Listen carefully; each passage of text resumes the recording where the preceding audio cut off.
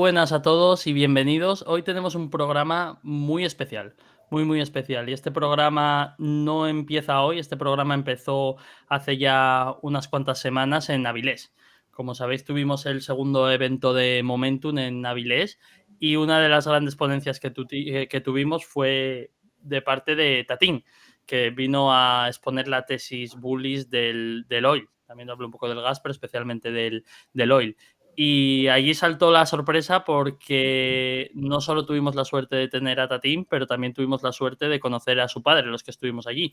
Así que, en vista de que el padre tenía unos amplísimos conocimientos, como veremos luego, respecto al sector de los barcos, el famoso shipping, las chalupas, hemos decidido, y lo hablamos en su momento un poco allí con él, que sería muy buena idea traerlo al programa. Así que tengo el placer de tener esta noche conmigo tanto a Tatín como a su padre Pucho. Entonces, Tatín, si quieres primero hablar tú y luego le damos ya paso a tu padre. Sí. Hola, pues buenas a todos. Pues nada, yo aquí vengo un poco de apoyo a lo que diga mi padre, porque supongo que parte de las historias que pueda contar o de lo que sepa, pues puedo un poco preguntarle lo que sea, pero bueno, hoy un poco el ruedo es en él, que más o menos que nos cuente un poco a todos sus vivencias y lo que conoce del sector, tanto del shipping como por supuesto de materias primas y todo lo que se mueve ahí. Perfecto. Pues Pucho, bienvenido. Bienvenido. Bueno, pues nada, buenas noches a todos. Una vez más, os tengo que decir que ha sido una gozada haberos conocido en Avilés. Sois unos tíos muy majos, con ganas de tirar para adelante y de aprender y de enseñar. Y eso es algo que hoy escasea. Por lo tanto, me encanta estar con vosotros, colaborar en lo que pueda. Y nada, deciros un poco o daros un poco lo que es mi formación o lo que fue y lo que terminó siendo. En principio, bueno, yo he sido capitán de la Marina Mercante y digo he sido en pasado porque ahora mismo, si tengo que navegar, os juro que me pierdo.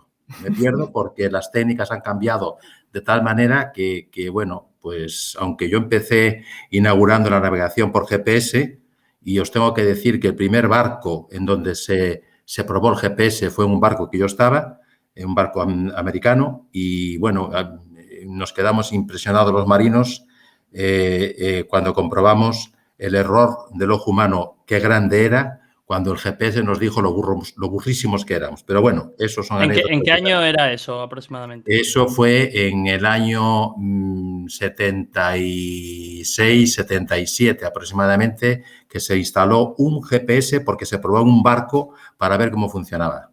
Y la verdad que nos quedamos... ¿Qué ruta estabais haciendo? Aquella ruta fue, salimos de Rotterdam, vía el Cabo de Buena Esperanza, fuimos al Golfo Pérsico y los técnicos americanos que instalaron el GPS, claro, vinieron con nosotros a bordo porque querían comprobar exactamente cómo funcionaba todo. Después os contaré una anécdota muy hispánica. Y en Ciudad del Cabo se bajaron vía helicóptero, porque teníamos helipuerto en el barco. El barco está precisamente puesto ahí en la foto mía, lo veréis. Era un barco de 350.000 toneladas, lo que os dije en Avilés, 3 Bernabéus. Y ellos desembarcaron en Ciudad del Cabo vía helicóptero, y nosotros seguimos viaje. Y bueno, esto fue una experiencia vivida increíble. Os tengo que decir que yo, como fui una persona tremendamente inquieta, he navegado en todo tipo de barcos, menos en los barcos de pasaje. ¿Por qué? Porque en el pasaje realmente no se navega, en el pasaje se va de cachondeo. Y yo, pues en aquel momento no tenía tiempo de andar de cachondeo porque estaba viviendo una crisis en mi familia y había que echar una mano. Por lo tanto... Sí. ¿La crisis fue el nacimiento de Tatín o otra no, cosa? el nacimiento de Tatín fue otra crisis más tarde.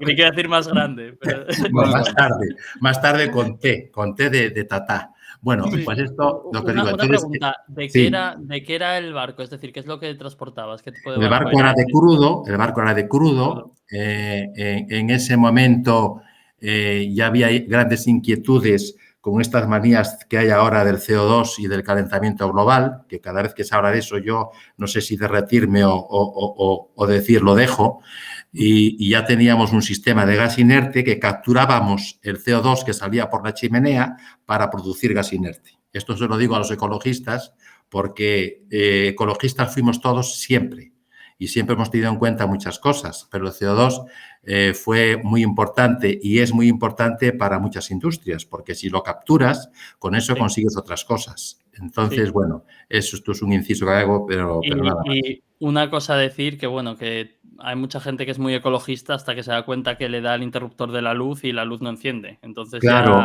hay un claro, punto que vale todo. Y sí que es claro, verdad que yo siempre lo digo, que la gente está muy mal acostumbrada. Desde luego, claro, mi generación es una generación que está acostumbrada a que tú le dabas el interruptor y había luz siempre. Y claro, encendías el gas claro, y siempre había gas. Y era claro. barato. Claro, O claro, asequible, al efectivamente. menos. Yo siempre pongo el ejemplo que hace años, y eso lo habéis vivido vosotros, la carne de cerdo era mala, la de vacuno era buena, hoy la buena es la de cerdo, hoy la mala es la de vacuno. Hace años la mantequilla era mala, pero la margarina era buena, hoy la margarina es mala y la mantequilla es buena. Y no sigo, porque O desgraciadamente los huevos, que también pasaba. los huevos, exactamente. Gasolina. Fíjate que ahora son vitales para el colesterol y antes eran mortales para el colesterol. Entonces, Sí. esto es igual que el CO2 y el calentamiento global. Os cuento una anécdota muy curiosa.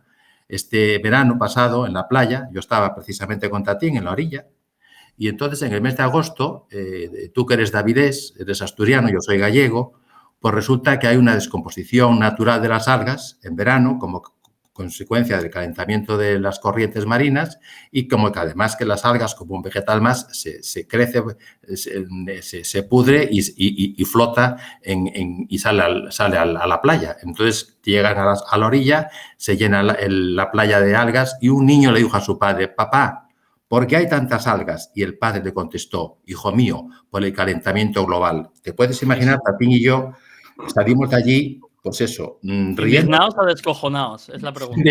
No sabíamos que estábamos, no sabíamos si reírnos o llorar. Bueno, desgraciadamente. Se llama sargazo también eso en España. Yo sé que en Sí, Latinoamérica sargazo, sargazo, claro, ¿no? Sí. A claro, mí me coincidió precisamente una vez en Riviera Maya, un viaje que hice a claro, Riviera Maya y claro, sí, ahí ya sabes cómo va eso, que cuando ahí se claro. genera algo es a lo bestia de tamaño. Bueno, un Y ejemplo es el Mar Rojo. El Mar Rojo no es sí, rojo, es una descomposición de las algas. claro. O sea que por eso te digo, pero bueno, en fin, son pequeños detalles. ¿Cuántos años entonces estuviste Bueno, de capitán? os digo, conocí todo tipo de barcos, carga seca, barcos de pesca, congeladores, petroleros, o sea, todo tipo. Empezaste en Pescanova, ¿no? Sí, empecé en Pescanova, ¿Vigo o dónde? en ¿En Vigo, Vigo? en Pescanova, una experiencia muy, muy interesante porque me enseñó a conocer cómo tratar los alimentos y es otra cosa que la gente pues dice: yo es que no como merluza congelada. Qué chorrada tan grande, porque la merluza congelada se congela Al viva momento, ¿no? y Sí. cuando la descongelas la estás comiendo viva. Con lo cual, imagínate, y hoy ya sabes que en los restaurantes hay una serie de productos que si no pasan primero por congelación, te llega a sanidad y te cierra el restaurante. Sí. Lógicamente tiene sentido. Y bueno, sabes, Tatín, pequeño inciso, no sé si sabes quién empezó también en Pescanova, precisamente con temas de barcos. Sí, Sí, Dani, ¿no? ¿no? Dani me Sí, lo sí, comentó, sí. ¿no? Sí, Sí, sí. bueno, no sé si se puede decir en abierto o no, pero no creo Sí, que no, pase nada. me lo Pero sí. preguntó y me preguntó por si conocía a mi padre, pero le dije, no, creo que estás de otra época, así que no. No, claro, Pescanova, yo estuve en Pescanova muy poco tiempo porque Pescanova, os puedo decir que es como el jugador de póker. Si tú te quedas en Pescanova más de un año, caes en el error de acabar siendo millonario sin haber vivido la vida, porque se ganaba tantísimo dinero que solamente el que ya llevaba años vivía para contar lo que ganaba. Y yo eso lo Ya. vi y dije, francamente, prefiero buscarme Sí, porque otros me, me- horizontes. me acuerdo una vez en la playa que nos encontramos un compañero tuyo de Pescanova, que él Sí, siguió toda su vida, sí. tuvo 12 hijos, pero lo que me comentaste era que las campañas eran de ¿cuántos? 6 meses. No, las campañas, no era el problema de las campañas, es que las campañas eran de 6 meses. No, las campañas era lo que se llamaba sellar el barco. Sellar el barco era completarlo y llegar a Vigo a la factoría, descargarlo y te quedabas con tu familia el tiempo que el barco limpiaba casco, limpiaba bodegas y eso era una semana, semana y media y era el tiempo que estabas con tu familia. Entonces este amigo Luego de mío, vuelta. exacto, este amigo mío tuvo 11 hijos, a los que no prácticamente no conoció, pero los hijos y su mujer vivieron muy bien toda la vida, porque mientras le ganaba dinero ya se encargaba de disfrutarlo la familia. En A esa fin. mujer espero que en Vigo le pusieron una calle o algo, ¿no? Sí. Bueno, Un pueblo, es que había, con esto es un respeto sumarísimo, por supuesto, pero había bastante gente que estuvo muchos años. Un compañero mío fue uno de los que compró los primeros hoteles de Marbella, pero claro, que él casi no los conoció, los hoteles. Pero bueno, esto ya, es una ya. anécdota más de mi vida que después Y yo una dejé. pregunta, el Sí. tema de Pescanova, ¿qué tipo de pescado solía ser? O sea, no sé si vais siempre a lo No, mismo en general o… Pescanova tenía varios tipos. O sea, yo estuve en Ciudad del Cabo, a mí me tocó cuando se pescaba merluza, Sí, una merluza extraordinaria. La merluza del Cabo sigue siendo de las mejores del mundo. Después estaban otros compañeros míos que cruzaban el Índico, iban a Mozambique y esos pescaban langostino, el famoso langostino tigre. Otros compañeros míos pescaban en las costas de Argentina, la merluza rosada, en fin, varios tipos de pescados y de mariscos, y todos excelentes. Y yo os puedo decir que la producción era 100% magnífica, bien. porque el sistema de congelado era increíble. El barco factoría. Factoría. Bueno, es que realmente casi eran todos factoría. Había unos que eran factoría puramente, que iban abajo al caladero y cogían carga de los otros barcos pequeños y subían arriba Ya, a Vigo a claro. Pescanova. Y después era la factoría que yo estuve, que era pescábamos a la vez que facturábamos el pescado, congelábamos el pescado a bordo. Empaquetado así. Una pregunta, no sé, esto igual es un poco off topic, pero bueno, para eso estamos. ¿Qué es lo que pasó realmente en Pescanova, en tu opinión? Es decir, ¿qué se hizo mal para llegar a la situación en la que llegó de quiebra? Pues mira, no tengo una información fidedigna de todo lo que pasó. Pescanova era de una familia, de una gran familia. El padre fue el hombre ingenioso, fue el que ideó la empresa y el que compró un barco que estaba para desguazar llamado Galicia, que era un barco factoría que estaba en la bahía de Cisneros, ahí cerca de Guinea, y se dedicaban a pescar pulpo y ahí mismo congelaban el pulpo y después lo vendían prácticamente todo a Japón. A partir de ese barco, este hombre, la familia Fernández, empezó a crear barcos de pesca con tecnología nueva. En ese momento los barcos de pesca, el arrastre era por un costado, por estribor o por babor, y este creó los famosos barcos de arrastre por popa, que eran mucho Ah, más... claro. ¿Eh? ¿Es una tecnología que creó él? O sea, en Bueno, plan, no la creó él, pero la impuso la aquí en potenció, España. digamos, La ¿no? impuso él en España, sí. Ya. Y bueno, pues consiguió grandes créditos en la industria naval, empezó a construir barcos y bueno, se hizo multimillonario. Después lo heredaron los hijos a su vez empezaron a contratar gente, pues como se contrata en las grandes empresas, MBAs, no sé qué, no sé Sí, cuánto. gente que no ha visto un barco en su vida. Que claro, que es lo de siempre. O sea, nosotros el currito de turno veías que la empresa estaba cogiendo malos rumbos y claro, las empresas estas tardan en caer, pero caen. Ya. Y al final, pues yo no te puedo decir por qué cayó, porque Yo no tengo datos. os puedo decir un poco la historia porque yo sí la seguí. La historia era la familia Sousa, que no sé si conocéis también la historia de Parmalat, de la leche italiana. Sí, que fue una quiebra enorme también. Fue algo muy parecido. Es decir, esto era una empresa que tenía mucha deuda y empezaron a hacer el ciclo de empezar a pedir más deuda. Entonces, tenía oficialmente Pescanova unos 500 millones de euros de deuda y al Sí, final, cuando se levantó el pitoste, tenía unos 3.500. Entonces, sí, sí, tenían 12.000 sí. sociedades y lo que hacían era seguir la pelota. Entonces, con Parmalat, por ejemplo, compraron el equipo este de fútbol famoso con todos los jugadores en los años 90, que eran increíbles y no tenían dinero, pero era todo con la ruleta Bueno, de pedir la deuda. efectivamente. Y Bueno, Pescanova tenemos hasta lo último, que me acuerdo que hicieron cadenas de fast food. O sea, por sí, Vigo sí. había restaurantes, se llamaba el Pero Capitán. fíjate el padre si era listo, porque en la cadena de congelación es importantísimo seguir la cadena de congelación. Y este hombre seguía los productos de Pescanova hasta la tienda última de Valladolid, o de Palencia, o de Madrid. Es decir, la cadena de congelación consistía en que hay unas temperaturas de las que no se puede bajar. Porque si se baja de cierto nivel de temperatura, ese producto se pudre. O sea, y un pescado en mal estado es horroroso. Precisamente ahí está la teoría de mucha gente, yo no quiero pescado congelado, porque es que había otras empresas que esa cadena de congelación no la seguían hasta el punto de venta. Y este hombre, que fue un genio en todo, pues hasta eso lo mimaba. Eso después se fue perdiendo, después los productos se fueron vendiendo de alguna manera aleatoria, creo, no estoy seguro. Y bueno, entre esas cosas y otras muchas, pues las grandes empresas acaban cayendo. Fue para mí el círculo este de la deuda, no ficticia, y crecieron más de lo que tenían que haber crecido. Y, en fin. Sí, habría un punto de ¿cómo se llama esto? El papel pelota que se llamaba, ¿no? Me refiero ¿sabes? Que te lo haces entre empresas propias y tal. Eso, por ejemplo, en banca, yo que hice un máster de banca, es una de las primeras cosas que se mira. En plan, ojo que no te hagan papel pelota, creo que se llamaba. Entonces, después de Pescanova, ¿a dónde nos fuimos? Bueno, después yo he dado 2 veces la vuelta al mundo, en un viaje una vuelta completa y en otro viaje otra vuelta completa. Medias vueltas al mundo. ¿Viaje o tornaviaje? ¿Eh? ¿Viaje o tornaviaje? ¿En qué sentido? No, viaje completo, o sea, salir de un punto y volver ¿Pero fuiste a la ida por Buena Esperanza o fuiste por o sea, una ida por Buena Esperanza, una vuelta por el Canal de Panamá, otra vuelta por el canal, otra ida por Suez, en fin, 2 vueltas al punto completas. Y medias vueltas, ni te cuento cuántas porque no me acuerdo, francamente no me acuerdo. Esto fue un periodo de 11 años. A los 11 años, Tatín y el hermano empezaron a portarse mal y me tuve que quedar en casa.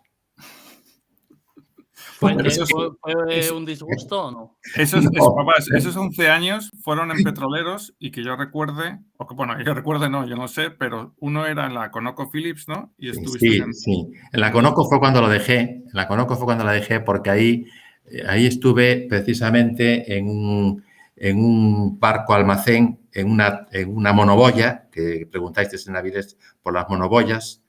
Estuve en una monoboya y ahí ya yo dejo de navegar y ya me quedo trabajando en comercio exterior y hasta que me jubilé. O sea, yo en comercio exterior, en carga seca también estuve. En carga seca también estuve. Has cargado petróleo por todos los lugares del mundo. Es decir, de cierto modo, conoces de primera mano los distintos petróleos que hay en el mundo, que las calidades son muy distintas. Mira, una ruta muy interesante que se perdió, ya sabéis vosotros por qué razón, una ruta interesantísima fue Venezuela. Venezuela, nosotros cargábamos en el lago Maracaibo y fuera en Punta Cardón, eran los puntos de carga de petróleo de Venezuela, y hacíamos una cobertura con Estados Unidos, cuando Venezuela era un país boyante, hacíamos una cobertura con Estados Unidos que hacíamos Filadelfia, Nueva York, arriba a la capital, a Albany, subíamos el río Hudson hasta arriba de todo, y las Bahamas. Es decir, estábamos cubriendo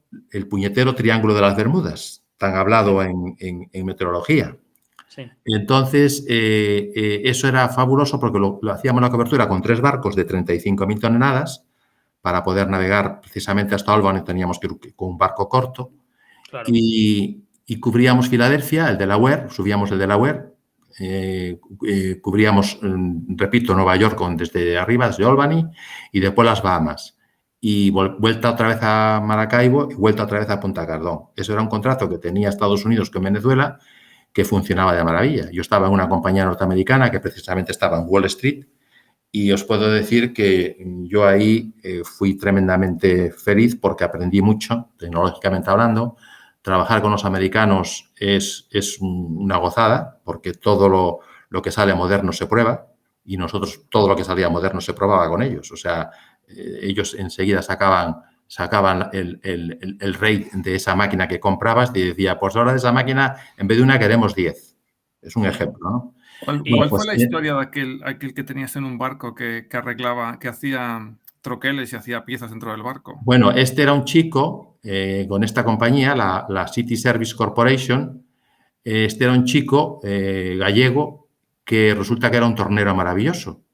Y un día falló una pieza en la turbina y estábamos navegando a muchas millas de tierra y él hizo la pieza exactamente igual que la que se rompió, con unos tochos que teníamos allí de bronce, hizo una pieza exactamente. Entonces, claro, nosotros con los americanos lo reportábamos todo. Teníamos una caja negra donde había que reportarlo todo. Entonces ellos controlaban perfectamente el día a día de cada barco. Y cuando le comentamos lo de este chico, vino uno de los dueños, que curiosamente se llamaba Elton Jones y no era el cantante, y vino a bordo, es proceso, a conocerlo. Conoció al chico, se lo llevó con él a Estados Unidos, estudió una carrera, se hizo ingeniero y acabó siendo inspector de la empresa. Así funcionan los americanos. Cuando ven que una calidad, persona... ¿no? ¿Eh? Inspector de calidad se quedó él, ¿no? Inspector de calidad. Era un chaval que valía muchísimo. Sí. Era un portento. Un ejemplo del sueño americano, un poco, ¿no? Pues bueno, yo os cuento lo que viví. Yo no os cuento historias no vividas, os cuento lo que viví. O sea, esto fue una realidad que dijimos, es que esto es una gozada, que tu jefe te reconozca hasta esos niveles. Y bueno, pues es digno de mencionar. Bueno, con esto os digo que navegué 11 años y después me dediqué ya, me contrataron en tierra, ya empecé a trabajar de broker en carga seca, también trabajé en carga líquida y a partir de ahí empiezo una trayectoria que también viajo mucho, tengo que viajar muchísimo porque teníamos clientes en todo el mundo. Lógicamente, aquí en España... ¿Qué países visitabas, por ejemplo? Hablo fuera de España. ¿Qué países era normal que fueras? Bueno, por ejemplo, Japón, por ejemplo, Estados Unidos, la zona de California, por ejemplo, bueno, Europa, por supuesto, toda Alemania, todo el Rin, ya os explicaré por qué lo del Rin, porque después nos dedicamos un poco, la inquietud nuestra, la logística. Llegar a una logística importante para nosotros era vital. Lo que pasa que, lo contrario que los Estados Unidos, en este país, no sé por qué, cuando tienes ideas buenas, pues nadie te cree. Y entonces, desgraciadamente, muchas veces no puedes realizarlas. Así tienes a tu hijo fuera. Bueno, no sé si tienes, de hecho, ¿estás solo tú, Tatín? ¿O me suena que tienes una hermana fuera? No, sí, no, está él solo, pero... Los otros dos se quedaron en España. Nosotros, bueno, llegamos a montar ya te digo, yo trabajé con Ensidesa, con Fertiberia, con Repsol, con de hecho, a mí Cepsa. me gustaría hacer un pequeño inciso porque yo quiero comentar una cosa, claro, hubo un momento que Tatín, antes de lo de Avilés, como igual un par de semanas antes o Sí. una semana antes, me dijo, oye, mira, estoy pensando que como voy a parar en Madrid, voy a decirle a mi padre si quiere venir, que le va a gustar y tal. Sí. Entonces, claro, cuando me lo dijo, dije yo, bueno, pues el padre de Tatín y tal, que igual es un señor mayor, lo que sea, voy a estar pendiente de él y tal. Y me acuerdo que me dijo, te había visto por allí, ¿sabes? En plan, Tatín me había dicho, mira, este es mi padre y tal. Y bueno, no dije nada. Y me acuerdo de volver de comer y dije, bueno, pues voy a estar un poco pendiente de este señor y tal.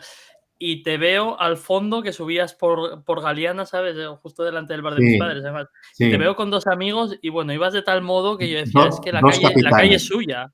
Dos capitanes de mi promoción. También uno de ellos precisamente acababa de dejar como capitán los barcos petroleros, los VLCC, con una compañía iraní. Y el otro es de Asturias y llegó a ser el segundo capitán marítimo de Gijón y se dedicó al salvamento marítimo. O sea, eran dos antiguos compañeros míos. Que conoce bien el Musel, ¿eh?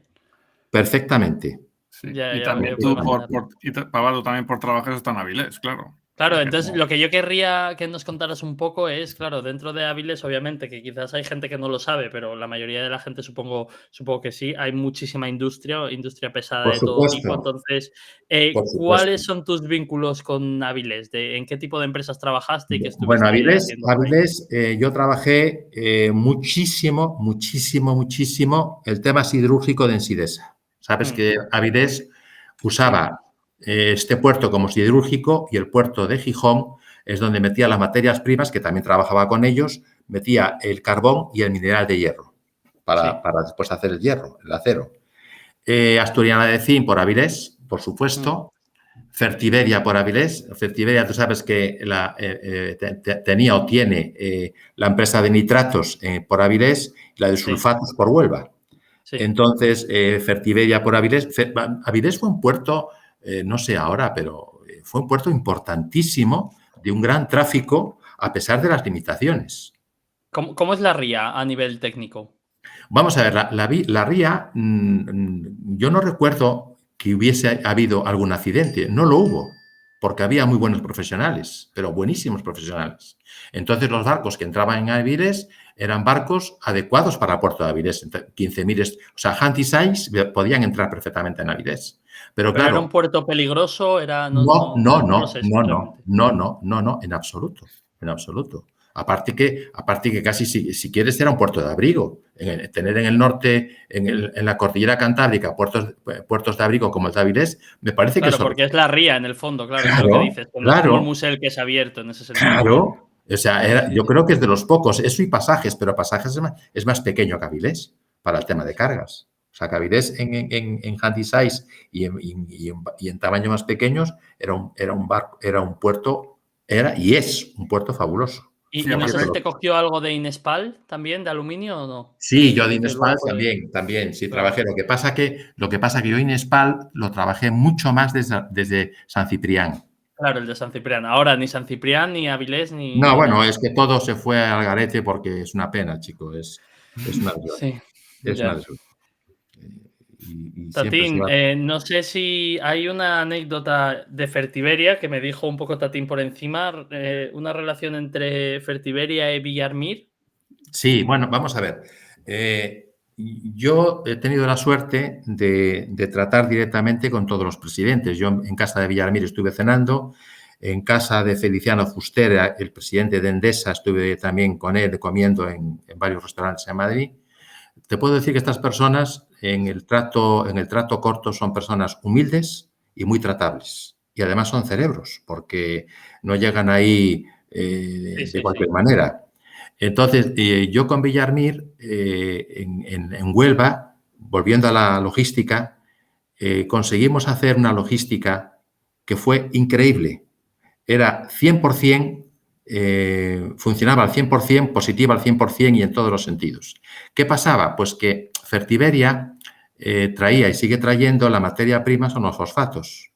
Los fosfatos, ¿de dónde los traía? De Casablanca, con lo cual eran navegaciones de 17 y 18 horas. ¿Y qué ocurría con los fosfatos? Pues que se descargaban por cuchara y las cucharas que había eran bastante viejas y al cerrar la cuchara y pasar de la bodega del barco al muelle de carga, siempre iban Caía una soltando, parte. siempre iba soltando fosfato. Ese Para que se fosfato, hagan una idea, lo de la cuchara, pues son esas grúas que cogen así como si fuese azúcar o lo que sea, lo horrible, levantan del horrible, barco horrible. y luego lo tiran a una pila. Horrible, horrible. Bueno, pues os cuento la anécdota. La anécdota fue que nosotros vamos a Huelva, vemos que aquello es una locura, estaba obsoleto, y por la relación que teníamos con miles de armadores, teníamos un armador noruego, que por cierto tengo que decir que los nórdicos como armadores son excepcionales, en todos los sentidos, y tecnológicamente siempre están pensando en barcos punteros y modernos. Este armador, que era Jebsen, tenía unos barcos que trabajaba con ellos por el norte de Europa, y uno de ellos, bueno, tenía varios, uno de ellos, la bodega era cónica, totalmente cónica. ¿Qué ocurría con esto? Que el plan de la bodega, la parte de abajo de la bodega, corría una cinta de popa a proa, esa cinta salía por proa y esa cinta descargaba por el mismo sistema a el muelle. ¿Y qué hicimos nosotros? Pues aprovechar, bueno, Villarmir, cuando se lo explicamos, el tío alucinaba en colores. ¿Qué hicimos nosotros? Aprovechar las bodegas cónicas y poner una cinta desde el mismo muelle a la fábrica, a la factoría. Y además tenía una ventaja, que el barco descargaba con las escotillas cerradas. ¿Qué ocurría? Que si llovía, el barco seguía funcionando. ¿Qué ocurría? Que no hacían falta estibadores. ¿Qué ocurría? Que era todo automático. ¿Y qué ocurría? Que la descarga que se hacía con las grúas en 3 días, con este barco se hacía en horas. Ya. Bueno, pues Y eso funcionó hasta que un día llegó un iluminado y se lo cargó. Se lo pueden ser cargó y volvió a las grúas con cuchara. pueden ser los estibadores que les quitas Entonces, el pan. ¿cuál es la máxima mía? Como marino lo digo, España siempre vivió de espaldas al mar. ¿Por qué? Porque tú vas a Holanda, vas a los Países Bajos y alucinas en colores. Que tú vayas por una carretera y que a tu lado, en paralelo, vaya un barco navegando por un canal artificial, es que te dan ganas de llorar. Que esto ocurra en Holanda y que en España, con los puertos que tenemos, no tengamos tecnología, es para llorar. Es Y muy además triste. la tradición marina, ¿no? Que en el fondo tiene Pues tiene claro, España, pues te claro, hablo de hace, bueno, pues toda la vida, 400, Claro. 500 años, pues claro. la verdad es que Te, sí. Pero te bueno, pongo otro, te como pongo otro tantas cosas, ejemplo. supongo. Te pongo otro ejemplo. Como yo he trabajado con todas las empresas, ENCE tiene una empresa en Navia que carga por Sí, Ribadeo. Bueno, pues teníamos todo. Bueno, a todo esto, lo de. ENCE, un poco para explicar, es la empresa de celulosa española, que supongo que cuando dices de carga es la materia prima que es el eucalipto, ¿no? Sí, el eucalipto es la materia prima, pero nosotros en este caso lo que llevábamos era la pasta de papel. La pasta de papel, efectivamente, se cargaba en Ribadeo, en barcos pequeños, porque Ribadeo es un puerto pequeño muy limitado. Y entonces, ¿qué es lo que proponemos? Nos sentamos con el de FEBE, ya sabéis que el ferrocarril de vía estrecha, sí. nos sentamos con el de FEBE y le decimos, oye, ¿qué te parece si montamos unos vagones de carga en la misma puerta de Navia y ese vagón de carga va a la misma puerta del muelle de Gijón? Y dijo el de FEBE, ¿dónde hay que firmar? Hicimos números y los números salían mucho mejor que los actuales. ¿Qué ocurrió? No se hizo nada. Volvimos a ¿Quién empezar a tenía que llorar. poner el dinero? Poner el dinero, si no era un tema de dinero, o sea, lo de FEBE, las vías estaban puestas ya. O sea, era hacer como algún No, enlace, entre lo comillas. que queríamos era hacer lo que hicimos en Marín, que Marín se hizo, poner una terminal cubierta, porque Galicia y Asturias llueve mucho. ¿Y Sí. para qué vamos a perder el tiempo mientras llueve que no se puedan cargar ni descargar los barcos? Vamos a poner un paraguas, terminal cubierta, ¿por qué? Porque lo vimos en el Rin, lo vimos en Holanda y lo vimos por ahí. Nosotros lo que hacíamos era copiar lo que veíamos. Ya. ¿Qué ocurrió? Pues que no se hizo. Otra vez sacamos el pañuelo y a llorar, que no nos quedaba otra. Entonces, lo que hacías tú en Ribadeo era el producto finalizado, ¿verdad? No, no, y traíamos los eucaliptos, los También traíamos traíais el también. Sí, eucalipto. sí, sí, lo traíamos. El eucalipto es una carga, una materia prima Sí. que su comportamiento en los barcos es muy complicado. Es muy complicado porque se puede cargar con corteza, se pueden cargar sin corteza. Tenéis un experto vuestro que sé que está Sí, metido en el mundo del eucalipto, Ciprés. ¿no? No sé si me está escuchando. Entonces, el eucalipto que nosotros traíamos era de dos tipos, o glóbulos o grandis. Uno era de fibra larga y otro era de fibra corta. Bueno, pues este eucalipto tiene un comportamiento que, como está recién cortado, está humedecido, está húmedo. ¿Y qué ocurre? Que el receptor, que en este caso era ENCE, quería pagar el eucalipto seco. Y entonces lo que teníamos que hacer era el flete se hacía por metro cúbico sólido. Es decir, había que hacer una valoración una vez que se descargaba para saber exactamente la cantidad en metros cúbicos o en toneladas que el receptor recibía, que era ENCE. Bueno, pues a ENCE le proponemos una vez más tecnología noruega.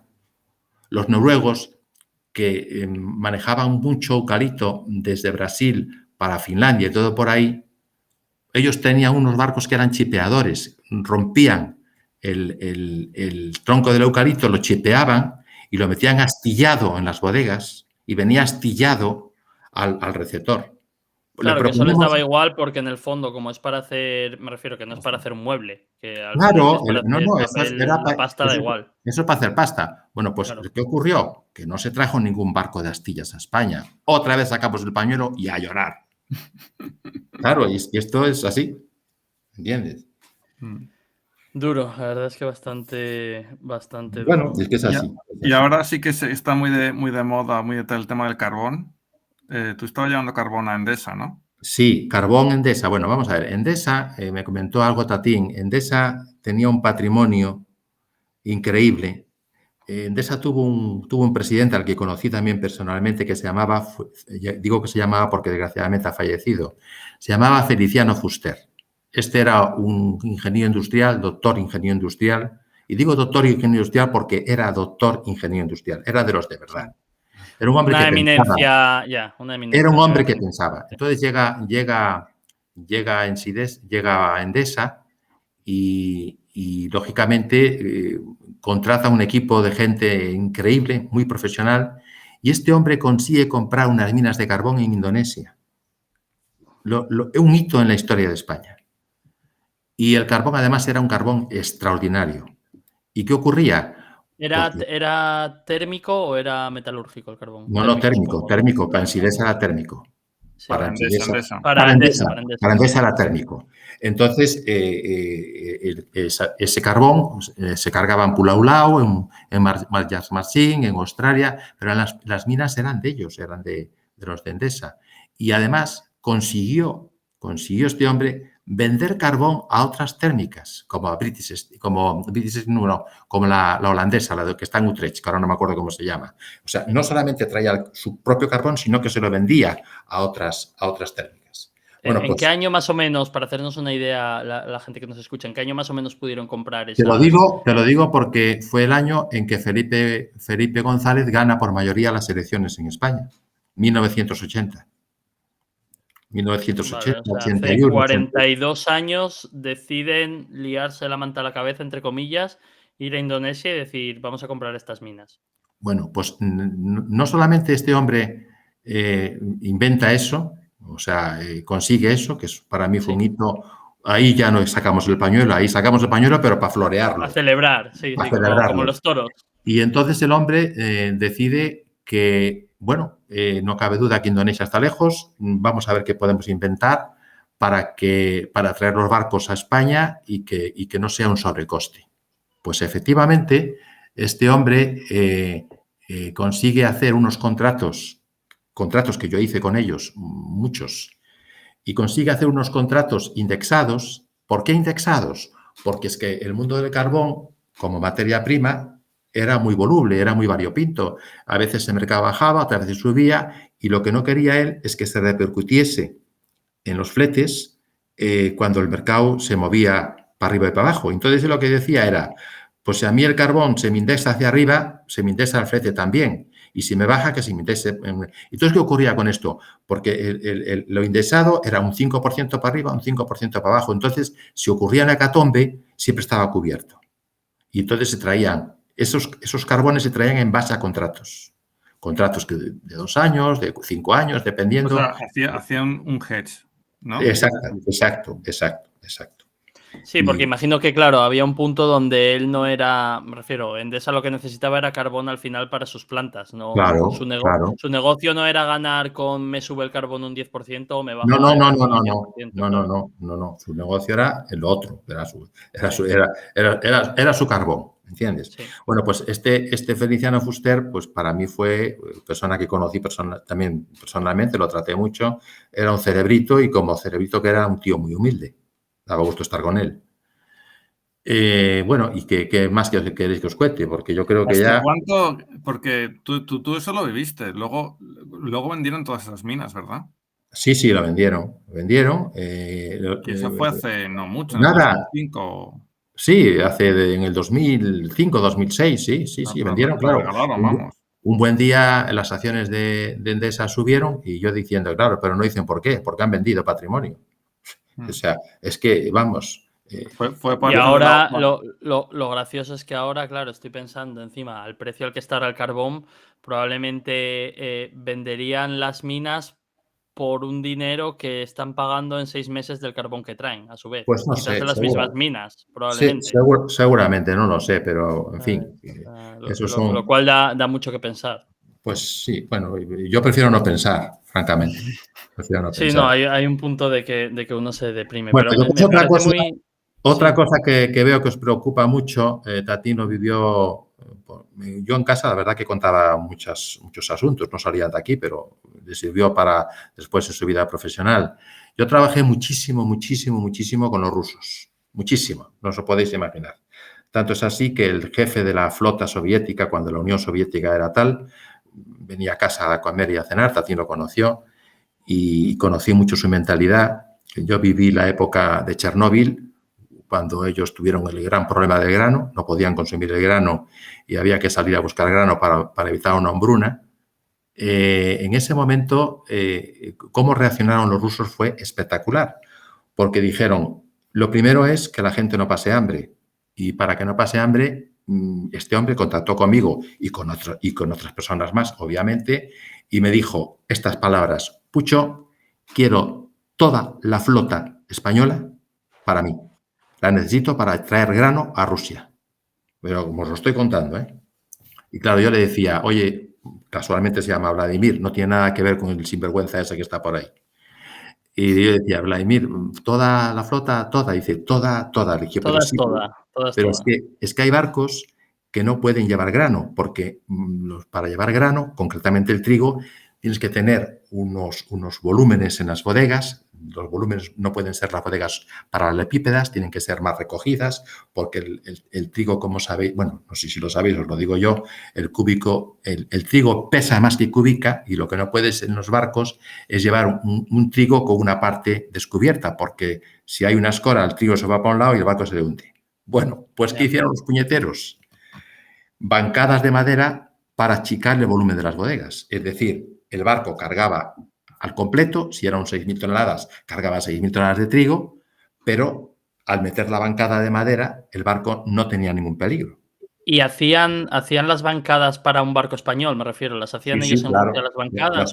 Las hacían ellos. Oye, por ejemplo, si el barco español estaba en España y al astillero de turno se lo mandaba a hacer y lo pagaban ellos. Porque, Ya. lo que había que hacer Claro, era... pero imagino que era algo un poco artesano, entre comillas, me refiero. Que No, era algo totalmente artesano, pero cubría Sí. el expediente para que ese barco pudiera salir certificado para cargar trigo, porque después ¿Y de tenían que... dónde traíais el trigo?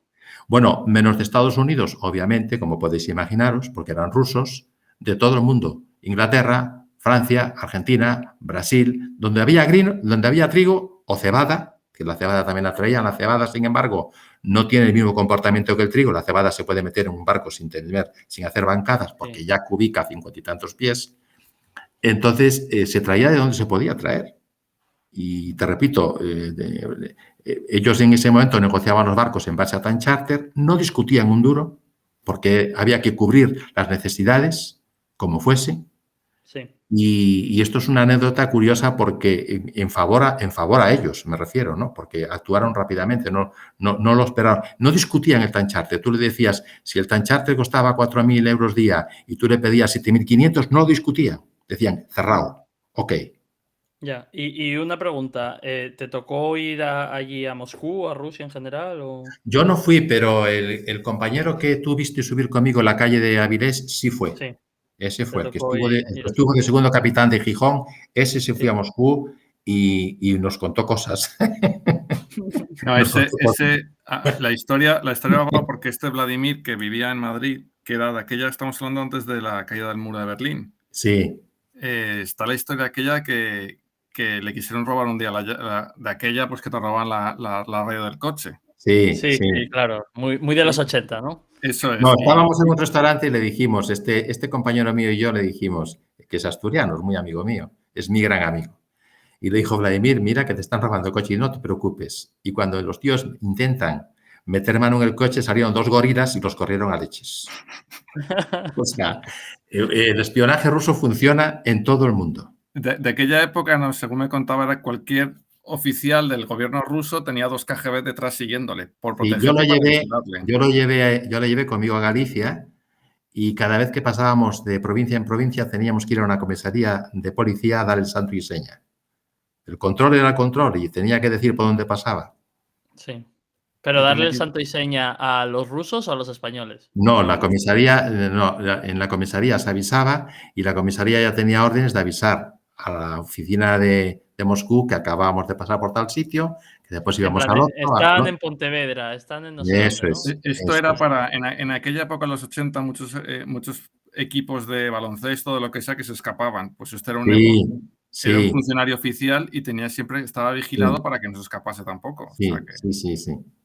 Pero bueno, este no se iba a escapar porque este vivía en una calle de lujo de Madrid con piscina y con todos los parabienes, todo gratis, no se iba a escapar. Al contrario. Este alucinó. Ese fue de los que sufrió cuando cayó el muro de Berlín, ¿no? Acabó en tu pueblo, acabó en Londres. Abramovich, el del Chelsea, El del Chelsea. íntimo. Sí. Yeah. Ahora papá vive ¿dónde? ¿En Bermuda? No, vive 6 meses en Londres y otros 6 meses pues vive en las Islas Caimán. No os explico por qué. Ya.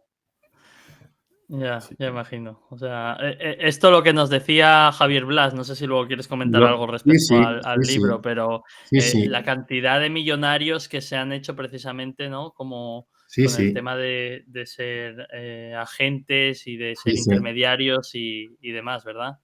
Sí, efectivamente. papá, lo que me comentabas tú, por ejemplo, el tráfico de la banana, que es un tráfico que no se puede tocar. No, no, no. Ahí no puede entrar nadie, eso es un monopolio. Está Wichita o Vichita o como se llame, eh, Chiquita y doble. Chiquita o como se llame, y ellos. Dole, claro. Y Sí, los de ellos. Dole. Concretamente mi amigo es el que maneja todo este Eso es, pero tema. tú me comentaste que la flota rusa estaba llevando un mogollón de barcos frigoríficos de bananas y tú no puedes ir con tu barco frigorífico y darles una oferta porque no te van a No, dar no, nada.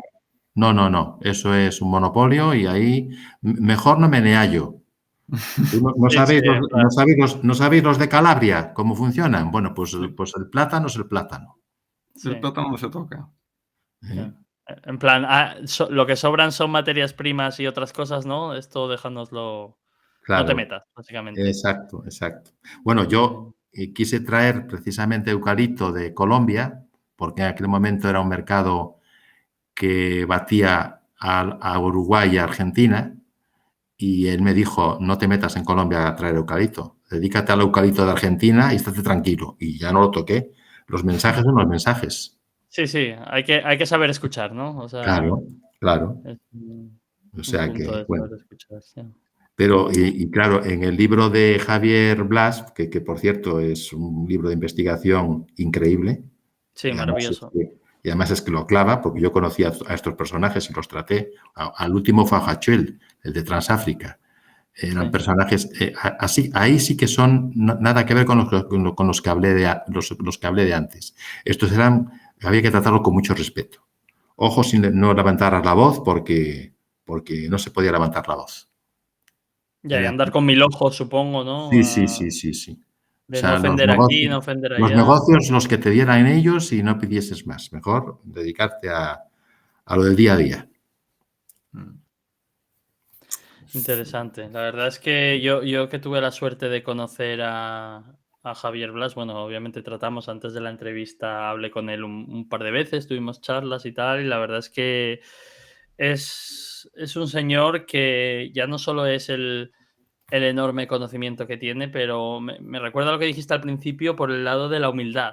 Una Sí. persona muy humilde, muy cercana, la verdad es que para nosotros fue una experiencia enorme hablar con él. Yo me acuerdo que, claro, estábamos haciendo la entrevista y estábamos los cuatro, ¿no? Haciendo la Sí, entrevista y nosotros estábamos hablando por privado a la sí, vez que hacíamos la entrevista diciendo, es que esto es una locura, ¿sabes? O sí, sea, lo sí. que este señor sabe, lo que te puede contar, lo que puede desarrollar aquí, la verdad es Y que os digo, el libro a mí me ha rejuvenecido porque yo en ese momento estaba empezando en la carga seca, los fui conociendo a uno detrás de otro. A Ian Walter no llegué a conocerlo, pero había oído hablar de él sí, muchísimo. claro, imagino que Pero, hay un punto pero también de Marrich, leyenda, ¿no? sí, sí, Marrich, En el por mundo. supuesto, Hatchwell, por supuesto, los de Phillips Brothers, Glencore, o sea, es que eran un equipazo de gente, eran visionarios, ¿sabes? Eran tíos que Sí, sabían dónde ponían el ojo y además acertaban. sí, visionarios y sobre todo eso, ese punto también emprendedor Sí, sí, sí, sí, sí, y Sí, sí, muchas sí, porque al veces final sí, es lo que comentas en este sector, que es pura logística, o sea, al final es buscar soluciones, ¿no? Que hay claro, X carga que hay aquí. claro. Cuenta la historia de aquel que conociste tú de Eucalipto, que quería montar un negocio en Angola y os preguntaba a vosotros por Bueno, también no, montarlo.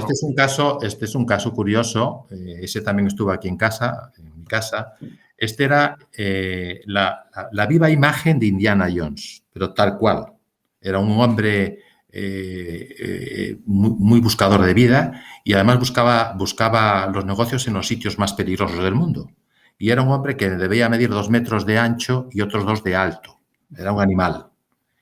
Y yo recuerdo perfectamente, tenía un BMW 750, él vivía en Vigo y me vino a ver un día aquí a Madrid, me llamó por teléfono y me dijo, era festivo, me dijo, no, si te quiero ver, es que tal, voy a tu casa. Y entonces en ese momento él estaba en Vigo y le dije yo, pero son las 11 y voy a salir y a las 4 no voy a estar. Dice, no te preocupes que yo estoy ahí enseguida.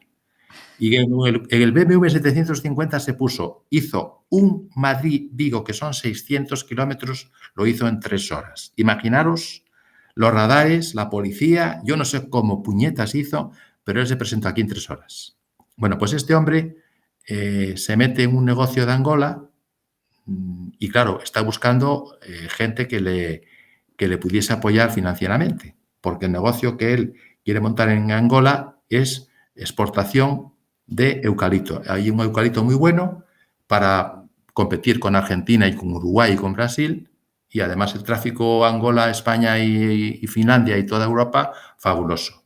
Entonces consigue dinero, hay 3 personas que le financian, 2 incluso hipotecan sus casas y se lleva un barco que se carga en Vigo, y en ese barco se lleva de todo. Se lleva la casa prefabricada del que va a montar, va a estar allí como capataz cortando los eucaliptos, se lleva 2 perros de presa, llevan sierras automáticas, bueno, llevan de todo. El montante de esa operación fueron 300 millones de euros. Pues llegó a... De euros, no de pesetas. De pesetas. No, de dólares, perdón, de dólares. 300 millones. 300 millones de dólares. El montante... No, eran de pesetas. De aquí ya eran pesetas, papá. Ya no me acuerdo, ya me haces dudar. No, porque era el flete eran dólares. Bueno, no, es igual. Eran 300 millones de algo, me da igual. Sí, era mucho dinero, por entendernos. Era mucho dinero. Entonces, este hombre, claro, ¿con quién tiene que hablar? Es con el presidente de Angola. El presidente le dice que sí, pero ¿qué ocurre? Ocurre que en estos países siempre están con guerrillas. Y si no hay una guerrilla hoy, hay otra guerrilla mañana. Y ahí había un tío, a ver si me acuerdo, que lo tengo por aquí apuntado. Había un tío que era el que le montaba las guerrillas al presidente de Angola. Pero eso coincidió justo con un golpe de Estado. Sí, claro. Que fue la famosa guerra de Angola, que se dieron, yo creo recordar, del año 90 hasta el año 2000 algo. Aquí nos falta... sí, lo tengo aquí. Efectivamente, estaba de presidente José Eduardo dos Santos, y el que le montó la revolución se llamaba Jonás Savimbi. Pues el Jonás Savimbi esperó el barco de este Indiana Jones en Lobito y lo reventó entero. O sea, lo reventó entero. Desapareció. Bueno, reventó el barco descargó y se fue. Todo lo que descargó en Lobito lo reventó entero. Es decir, toda la operación se fue al garete. Entonces, estas dos... Imagino que sin asegurar. Claro. Yeah. Entonces, en la operación, de las 2 personas que habían puesto dinero, esas 2 personas se arruinaron. La tercera persona era un banco y nos arruinó. Y él, nos enteramos al cabo de un año, pues no sabíamos nada de él, que lo habían forrado con una ametralladora por todos los lados. O sea, se lo habían cepillado. Sí, dinero sin pagar y... Claro, fue la llegada, ¿no? Que le robaron. Fue la llegada. Fue el Savimbi, que era el revolucionario. Después al Savimbi el presidente lo trincó y lo mató. Claro, a estos países vas y te la juegas. Sí, esto fue en los 90, me acuerdo aquella historia. No estará por ahí escuchando esto John Le Carré, ¿no? Sí, pues si lo está escuchando le da para un libro seguro. La verdad es que sí, pero sí, no, yo creo que eso es importante eso que dices, porque claro, hay muchas veces que con estas cosas estamos acostumbrados siempre a ver el triunfo y el éxito, ¿sabes? Este tío se ha forrado, este tío es millonario, este tío vive en las Bahamas, pero por cada uno que vive en las Bahamas hay otro al que igual, no te voy a decir que tenga un final tan dramático, que seguro que hay muchos, pero bueno, puede ser simplemente un tema de verlo todo y demás. Esto es un poco... A ti te había preguntado, a ti te pidió también financiación, ¿verdad? Sí, pues yo dije que lo sentía mucho. Yo lo sentía. A mí, si esa madera... lo mejor y ya está. No, si esa madera, si eso lo hacemos en Ámsterdam, sí, le pido un crédito al banco, pero en esos sitios no. Lo siento. Últimamente tampoco te puedes fiar de los holandeses tampoco. Eso bueno, ya, pero me refiero a que Europa es un punto y aparte. Sí. Europa y Estados Unidos hay que decir que es un punto y aparte, porque, en fin, hay un poco más de seriedad y menos mal. Sí, no, pero bueno, por desgracia, yo creo que hay un punto, nosotros que seguimos mucho tema de inversiones, obviamente, en Europa y demás, Mm. donde yo creo que parte de esa seriedad se está perdiendo. Yo siempre tengo una percepción muy clara y muy grande de que estamos claramente en decadencia, en este caso en Europa, y hay muchas cosas yo creo que es en las que se ve. Y Sí. el tema ahora de los problemas precisamente con el Mira, oil, con el Mira, carbón y volviendo, demás. volviendo al tema del petróleo, que me imagino que lo sabréis, el tema del petróleo y Rusia y no sé qué, y un artículo que me mandó Itatín, que están en los barcos almacenando petróleo ahí en Asia, a la salida de Singapur, y armadores que son desconocidos con banderas de conveniencia, donde las garantías son mínimas, y está Estados Unidos metiendo caña a todas estas banderas y sancionándolas y llevándolas a las listas negras, porque claro, esto hay que cortarlo de alguna manera. No vamos a ninguna parte con estos sistemas. Y Estados Unidos, no sé si lo sabéis, cuando el Exxon Valdez tuvo aquel derrame en el año 1990 de petróleo, si no os acordáis, lo habréis oído. Y la historia fue, creo que salía de Canadá que el barco, ¿no? Sí, sí, sí, Y la efectivamente. historia fue que el barco salía de puerto y se puso a hacer slalom con Sí, un superpetrolero intentando sí, esquivar otros barcos hasta sí, que sí. Bueno, chocó pues, con pues, uno y tuvo todo el famoso pues derrame de petróleo. Pues Estados Unidos, yo, como siempre me gustó mucho el derecho marítimo, pues tengo muchas anotaciones de derecho marítimo y curiosamente Estados Unidos fue un país que marcó las pautas cuando había un descalabro, el que marcaba las pautas y marcaba las leyes fueron ellos. Bueno, pues ahora mismo, cuando lo del Exxon Valdez, volviendo a lo del Prestige, que lo nombraste el otro día, y cuando lo del Exxon Valdez montó el tío un tema que se llama la Oil Pollution Act, OPA, en siglas así, que dicen que ningún barco petrolero va a las costas de Estados Unidos si antes no deja un aval de $1.000 millones. Y además, armador y cargador tienen que llevar una cláusula de responsabilidad ilimitada. Es decir, allá el que va a Estados Unidos con petróleo ya sabe lo que tiene. Ya puede llevar un barco inmaculado. Que no haya que no caiga una gota de nada al agua. Sí, Porque el sí, aval, pero por el si aval lo tiene que dejar. acaso, ya, Lo tiene que Sí. dejar, o sea, es así. No, la historia, no sé si recordáis, creo que fue en el año 2009 o 2008 con BP, aquella en sí, el Golfo de sí, sí, sí. México, que tuvo un Sí, la del Golfo de vertido México. y BP tuvo que provisionar, no sé si fueron 9.000 o 12.000 millones de Yo, dólares. por ejemplo, en este caso soy un lego, porque soy una persona que se dedica a mirar lo que está ocurriendo y tal. Yo lo del Prestige lo comenté con mis compañeros, y uno de ellos, que lo conoce, Tatín, era uno de los jefes de seguridad marítima en España. Yo lo del Prestige siempre digo, es que no entiendo por qué no se oye una voz ni de Francia ni del Reino Unido. No entiendo por qué no se oye una voz. ¿Quién administra, quién controla el Canal de la Mancha? Y no se oye una voz, ni de abogados, ni de dirigentes, ni de nada. Y yo digo, pues no entiendo por qué el único país que respondió a tal desgracia fue España. Es que no entiendo. Sí, sí. Ahora Ya. mismo, ahora mismo hay un conflicto entre la Unión, entre el Reino Unido y Francia de los caladeros de pesca en el Canal de la Mancha. Importantísimo.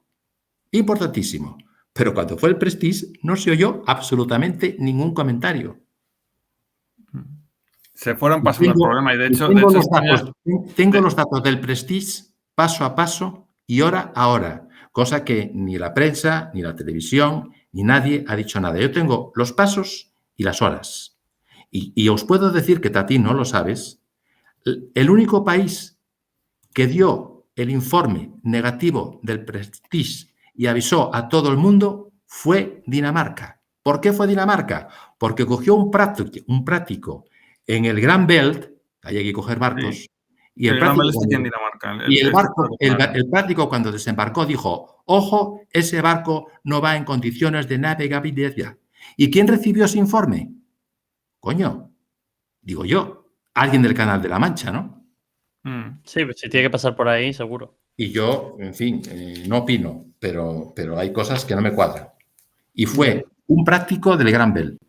Un práctico danés. Sí. ¿Lo sabías, Tatín, eso o no? No sabía la historia. Un poco para explicar lo del práctico es que normalmente cuando un barco de estos pasa por un estrecho o por un canal, etcétera, el capitán no sabe manejar un barco así. Entonces lleva a esa gente, un práctico es una persona que lleva de aquí de Dinamarca, que lleva los barcos que conocen el estrecho. Y el Gran Bell es un estrecho que está entre la isla de Copenhague y la de Odense, que pasan por ahí casi todos los petroleros. Tú no sabes que hubo un barco en el Canal de la Mancha llamado Wality, con W y doble L, y acabado en Y, Wality, que avisa que el barco va escorado, muy escorado. O sea, eso no lo dijo la televisión, no lo dijo la prensa, no lo dice nadie. Y eso fue real. Claro. Sí.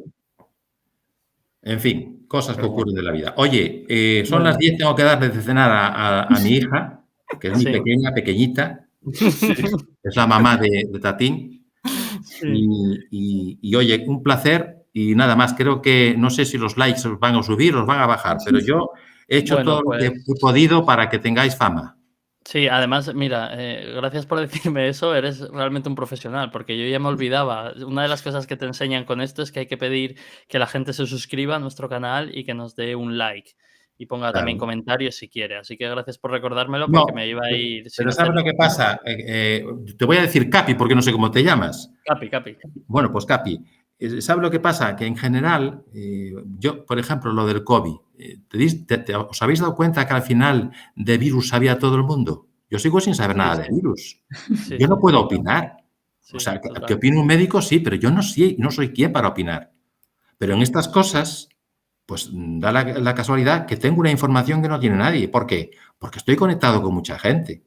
Sí, no, y ha sido tu vida durante Claro. toda tu vida, como Yo quien lo de dice. Singapur os puedo contar, hablan de Somalia. Yo he pasado Singapur y piratas hay millones de ellos. Y lo que hacíamos lo digo, hombre, las mangueras de agua a presión Sí. y con bates de béisbol en cubierta machacando a los negros que subían en el barco. La verdad es Te lo estoy que contando como te lo estoy diciendo. sí. Sí. Duro, la verdad es que complicado, ¿eh? Pues nada, lo dicho, 1.000.000 de gracias y bueno, por Nada. cierto, lo que no sé, ¿qué amistades tienes por Jerez y por el puerto de Santa María? Porque la próxima Ya sé, próximo ya lo sé. Estuve allí hace poco. vale, No el tengo próximo bueno, sí tengo amistades, pero pocas. Muy bueno, pocas. que sepas que estás totalmente invitado. Igual te Gracias. sacamos hasta hablar un rato, porque Tatín ya va a No. hablar seguro, así que igual No, muchas gracias. Mira, mi hijo ya habla bastante por mí y por todos vosotros. cierto. Bueno, yo por lo menos en abril, si Dios quiere, nos veremos ahí en Jerez y mira, con una copa de No, amontillado en la oye, de mano. verdad, que os admiro, me encanta cómo lleváis todo esto, tenéis mucho punch y seguir, ¿eh? Seguir porque gente como vosotros hace falta, ¿eh?